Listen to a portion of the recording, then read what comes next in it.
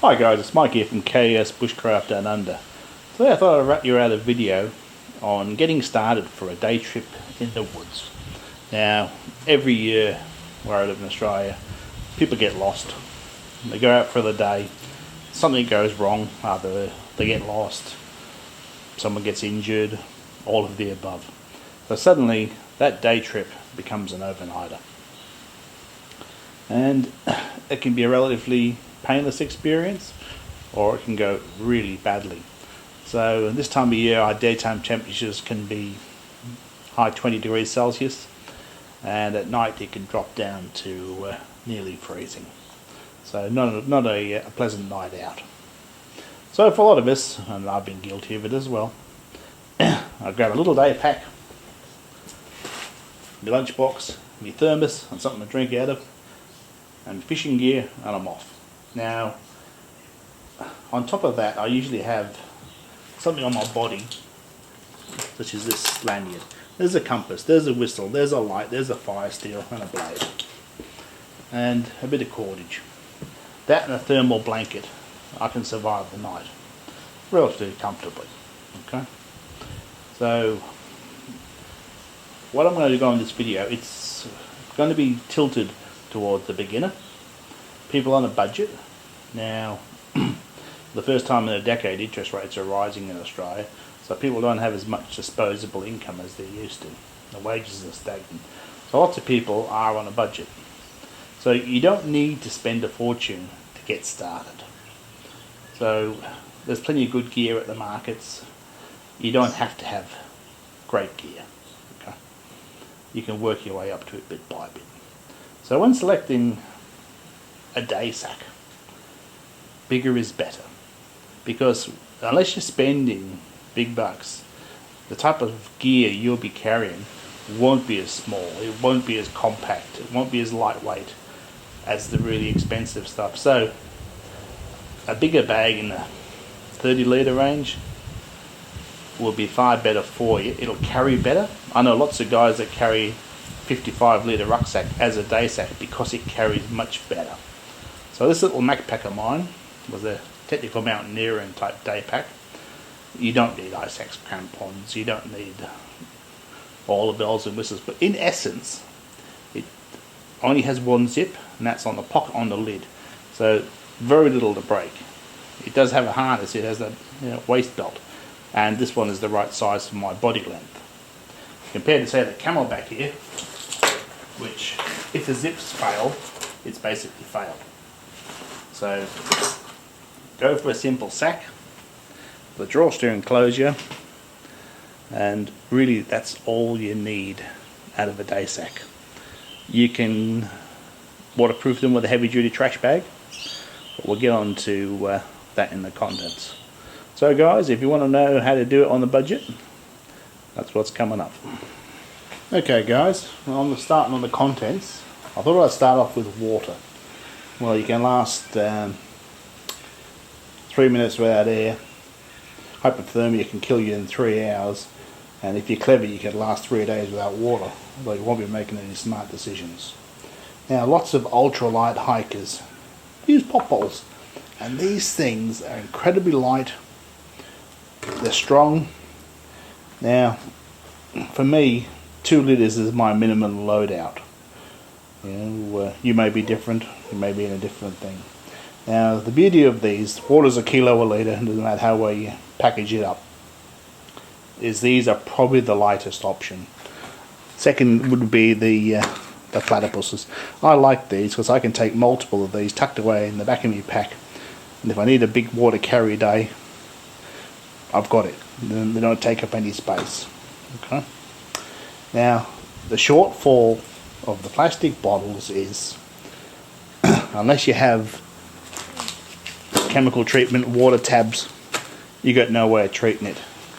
So you can run out of water and get yourself sick at the same time if you're planning on refilling during the day, or you have to refill, there's no choice. That is their greatest shortfall. So the next thing up would be to add a cup. So instead of buying a canteen cup, you could get away with an enamel mug.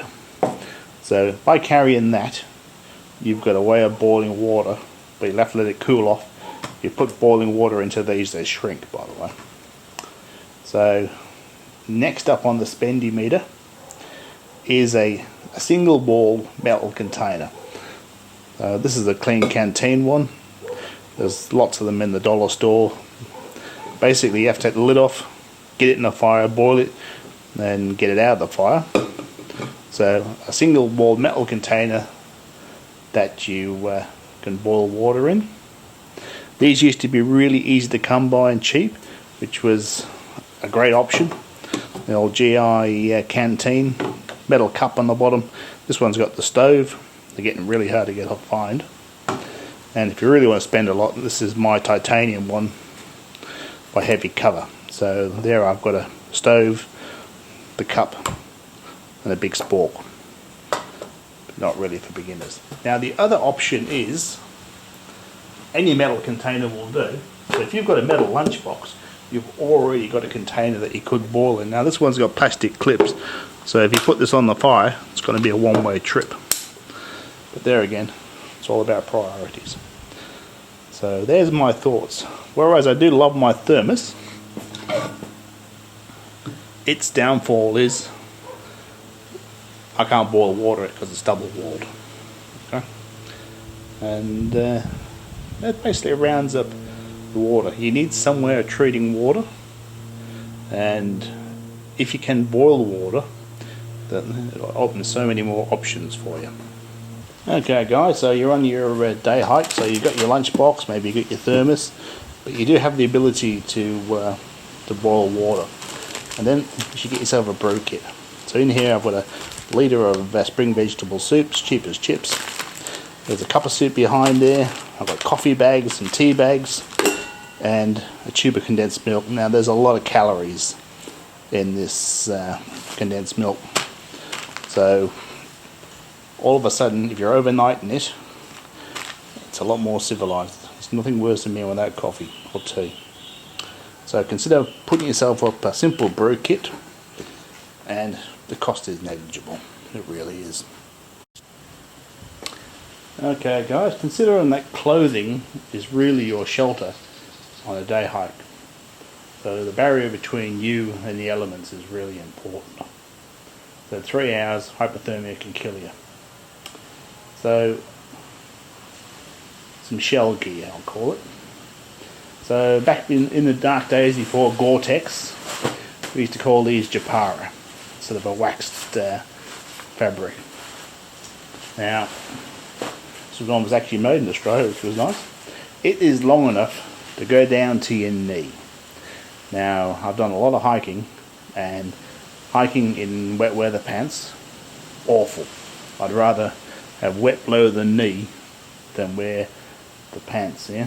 So, one of these wax jackets, reasonable buy. Now, next thing is your military surplus. This is a breathable jacket. There again, not quite as long as the bushwalking jacket. Yeah. But just about to your knee. This was about $20 surplus. Absolutely bomb-proof. And I do have a set of copy strides, yeah. So in a huge size, and I find they're doable. Now, personally, I like ponchos. They're easy to get on. If you wear them under your backpack, they don't buff around so much. So somewhere I've got a Snug Pack tactical one, which I can't find at the moment. Maybe I've lent it out. And the next step up is a multi-purpose. So you can get ponchos like this one in sil nylon. It's not as tough and durable as these two, but it will also double as an emergency shelter. So there's some solid options. You know, most of the sporting stores here anyway, if you go in and ask for wet weather gear, they want to sell you snow gear. Yeah, the jackets are too short, but you have to have pants. They really don't know what they're talking about. When I went to Tasmania, no problems at all. So there's a wind barrier for you and a rain barrier. make sure it's got a good hood. Alright guys, your head and your hands. You can lose about a third of your body heat from your head, especially like me if you've got no hair. Now the other area is your neck. Now if your body goes into hypothermia, it cuts off the blood supply to your legs and your arms, but it keeps pumping it to your brain. So all those veins and all that pass through your neck. So a good scarf, this is a shear mag, it doesn't matter what type of scarf you have, that will cover your neck. Now I've got a balaclava here, does a great job. Can be rolled up into a watch cap. This one's a synthetic one from Buff, and that's a natural wool one. You want something that's warm when it's wet. So wool or fleece will do the job. Wool's better when it's wet. Now I don't normally carry gloves. If I'm planning on doing bushcrafting tasks, I'll carry a lightweight set of work gloves, but I'm not in a super cold climate. But I carry an extra pair of socks. One, wet feet are never any fun, and looking after your feet is important out in the bush, but these will also double as gloves. So good sun hat, and usually attached to that I have a fly veil. Because things happen when flies and that crawl up your nose. Now if you want to spend a few bucks, these Buffs are multiple uses. From head coverings to hand coverings from the sun. They're absolutely limitless what you can do with them. And occasionally I've worn 2 or 3 of them as an insulated hat. So well worth the money. So the only thing now we need is an insulation layer. Okay guys, so a thermal layer. Don't forget you can layer everything that you're wearing. So this has been an additional layer that you've got in your pack. So the old Polartec fleece. Now, good when it's wet, it's light, reasonably compact. It doesn't like getting near the fire at all. So if you mess around bushcrafting, not the first choice. This is an Australian Army, this is the winter weight jumper. So this one's 80% wool, 20% nylon, weighs a ton, brilliant around the fire. Absolutely bomb proof if you can pick one up cheap. Weighs a ton. Now when I'm travelling and all that, I love these down jackets. The first one I got was called a Dumper, made in Tasmania. This is from Patagonia. Squishes down to a ball about the size of a softball. Brilliant, doesn't want to be near the fire, and if it gets wet, it's useless. So if you're travelling with really great wet weather gear, you could go a down jacket. They're a bit spendy, but if it's wet and your life depends on it, I would go with a synthetic fill. It's slightly bulkier, but a lot safer in a wet environment, guys. So that just about covers the clothing. We'll get on to the contents of your pack. Right, guys, now we're getting down to the bits and bobs. You really don't need to spend a lot to put the odds in your favour. So, the absolute basics, if you're heading out into the wild, some heavy duty plastic bags. These are the ones that fit the 240 litre wheelie bins. So 2 of these,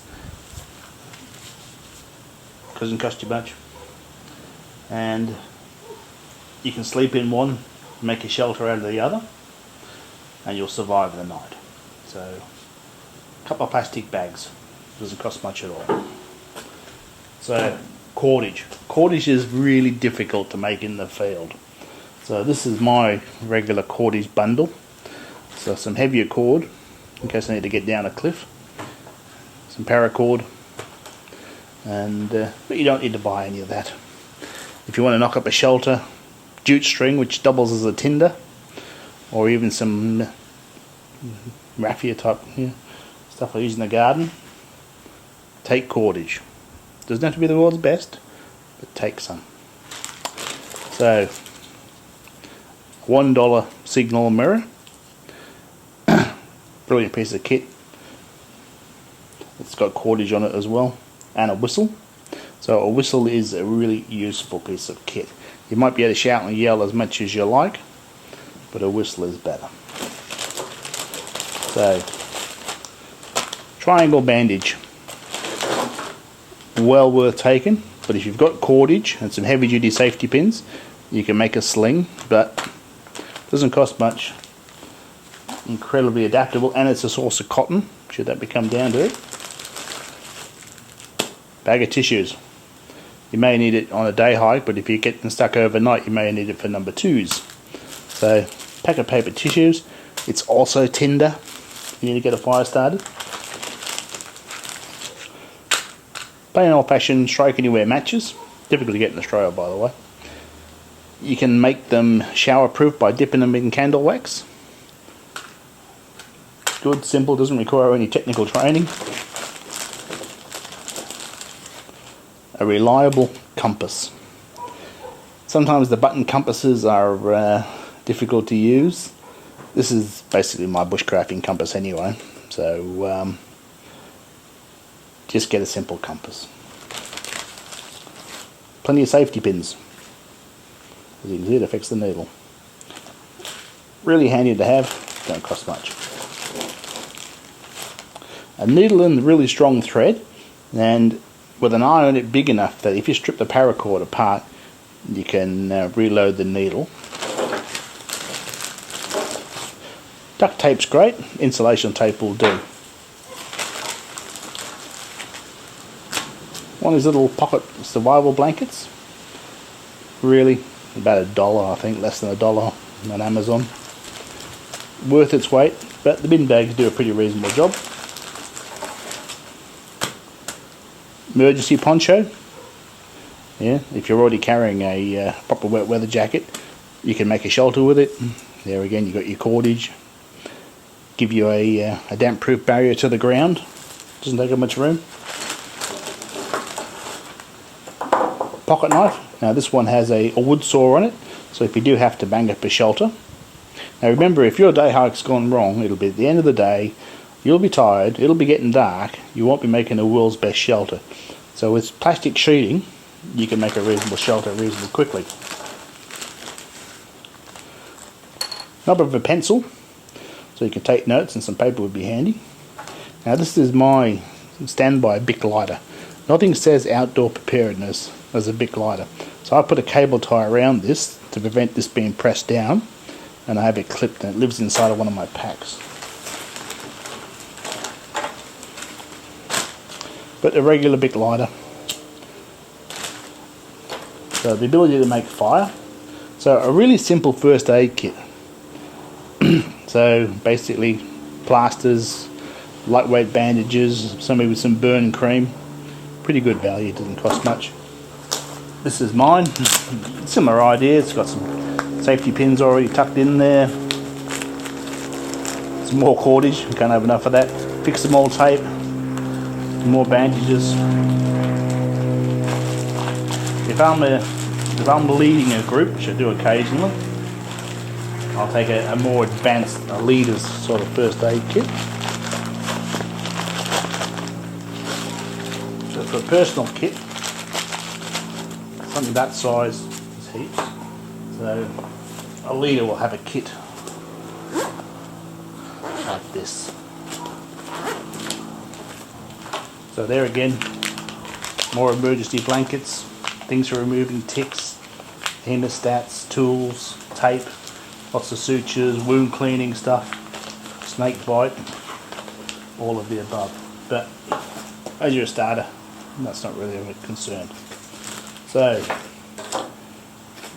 if your day hike's going really badly and you're running out of light, you want to be carrying some. So for donkey's ears, I've always carried a glow stick. One, it marks your camp and helps someone find you. So a head torch. This one was about $6 at a local hardware store. It's got 3 modes: bright, less bright, and strobe. Having a strobe mode, really good. So a couple of extra, it runs on 3 AAAs. So maybe some spare batteries for that. This is one I regularly carry. Now this one is rechargeable. It can take batteries or recharge it. So if you're relying on your mobile phone, you might want to consider a power bank. If not everyone in the group, certainly one in the group. And I mean, these days mobile phones have got brilliant apps. Some have compasses built in, GPS, all of the above. Here in Australia, the mobile coverage is not so hot, so I wouldn't count on it. And if you want to pop for a fire steel, it takes a little bit of skill to use, so it's something you need to learn to use. But you've got matches and that. And the other, which I don't seem to have put in, is alcohol hand gel. I wanted to give you another way of starting cleaning your hands and double as a fire starter. So guys, with that little pile of equipment, even just 2 trash bags, if that's all you remember, it'll step your game up. So a little bit of preparedness will go a long way. And anyway guys, if that helps you out and you like the content I create, don't forget to like and subscribe, and I'll catch you next time.